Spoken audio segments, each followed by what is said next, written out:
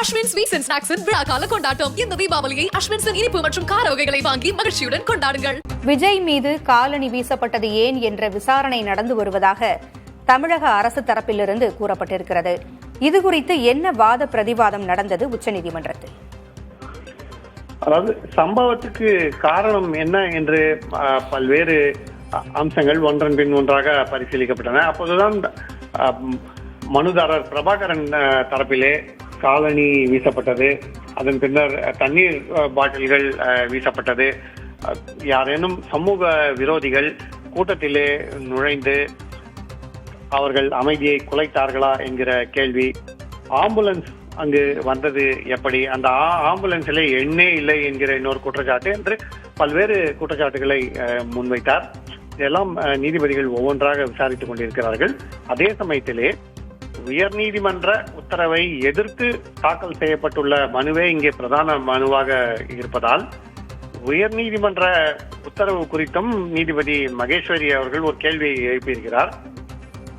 நீதிமன்றத்தின் முன் வைக்கப்பட்ட கோரிக்கை வேறு, நீதிமன்றம் அளித்திருக்கும் உத்தரவுகள் வேறு என அவர் தெரிவித்திருக்கிறார். அதாவது என்ன கோரிக்கை முன்வைத்து நீதிமன்றத்திலே வழக்கு தொடரப்பட்டதோ அதை தவிர பல்வேறு விஷயங்கள் தொடர்பாக சென்னை உயர்நீதிமன்றம் உத்தரவு அளித்திருக்கிறது என்பது அவருடைய சந்தேகமாக இருக்கிறது.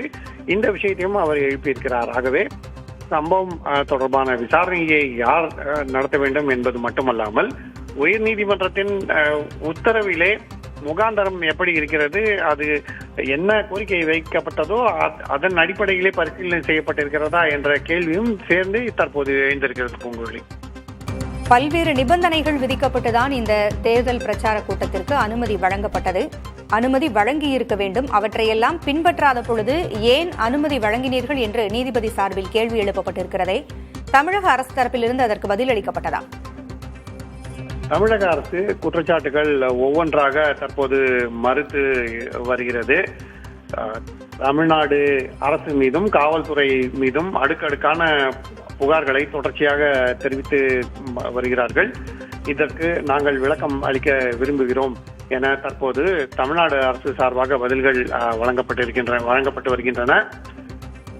உடற்கூறு பொறுத்தவரை மாவட்ட நிர்வாகத்தினுடைய அனுமதி பெற்று இரவில் உடற்கூறு நடத்தப்பட்டது எனவும், சரியான தரவுகள் மற்றும் ஆதாரங்களை பிரமாண பத்திரமாக நாங்கள் நீதிமன்றத்தில் தாக்கல் செய்கிறோம் எனவும் தமிழ்நாடு அரசு சார்பிலே தெரிவிக்கப்பட்டிருக்கிறது. அதே சமயத்தில் தேர்தல் பரப்புரையின் போது சமூக விரோதிகள், அதாவது ரவுடிகள் களத்திலே இறங்கி பிரச்சனையை உண்டாக்கினார்கள், அதனால்தான் தள்ளுமுள்ளு ஏற்பட்டது போன்ற குற்றச்சாட்டுகளை எல்லாம் ஏற்க முடியாது. இதற்கான எந்த ஆதாரங்களும் சமர்ப்பிக்கப்படவில்லை. வெறும் இது குற்றச்சாட்டாகத்தான் முன்வைக்கப்பட்டிருக்கிறது, மனுவின் ஒரு குற்றச்சாட்டாகத்தான் இது இருக்கிறது என தெரிவித்திருக்கிறார்கள்.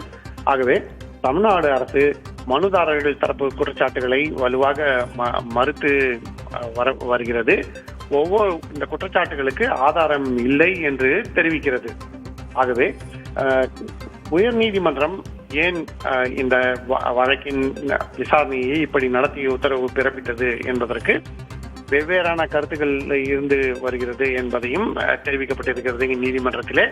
அதே சமயத்தில் சேலத்திலிருந்து மகாநாட்டுக்காக வந்திருந்த 200 மருத்துவர்கள் இரவிலே உடற்கூறாய்வு செய்வதற்கு களம் இறங்கினார்கள் எனவும் தெரிவிக்கப்பட்டிருக்கிறது.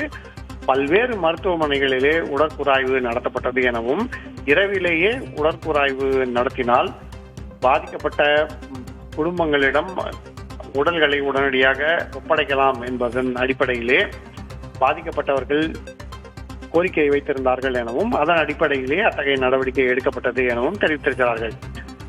600 காவலர்கள் அந்த இடத்திலே, அதாவது தள்ளுமுள்ளு நடந்த இடத்திலே பிரச்சார பாதுகாப்பு பணிகளிலே ஈடுபட்டிருந்தார்கள் எனவும், நண்பகல் 12 மணிக்கு அங்கு வர வேண்டிய விஜய் இரவு 7 மணிக்கு வந்தார் எனவும், காலை முதலே அந்த பகுதியிலே மக்கள் அவருக்காக காத்திருந்ததால் தண்ணீர் உணவுகள் இன்றி சோர்வடைந்து மயக்க நிலையை அடைந்திருக்கிறார்கள் எனவும் தமிழ்நாடு அரசு சார்பில் தெரிவிக்கப்பட்டிருக்கிறது.